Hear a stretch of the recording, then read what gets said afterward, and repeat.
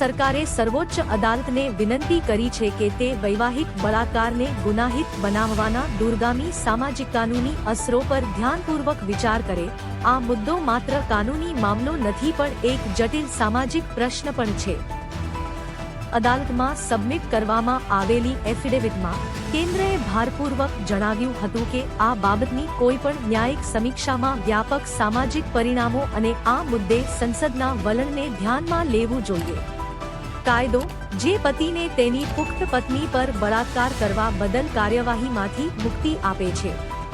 આ મુક્તિ અગાઉ ભારતીય દંડ સંહિતા ની કલમ 375 માં મળી હતી। નવી ભારતીય ન્યાય સંહિતા માં જાળવી રાખવામાં આવી હતી, જે આ વર્ષની શરૂઆતમાં અમલમાં આવી હતી। કેન્દ્રએ દલીલ કરી હતી કે આ બાબત બંધારણીય ચિંતાઓથી આગળ વધે છે।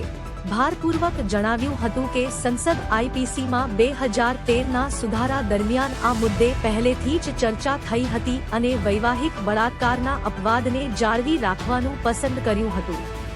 સરકારે ચેતવણી આપી હતી કે વૈવાહિક બળાત્કારને ગુનાહિત બનાવવાથી ભારતમાં લગ્નની સંસ્થા માટે નોંધપાત્ર પરિણામો આવી શકે છે અને તે સુધારેલા કાયદાના દુરુપયોગ તરફ દોરી શકે છે, જે વૈવાહિક સંબંધોમાં સંમતિની ગેરહાજરીને સાબિત કરવાનું પડકારજનક બનાવે છે।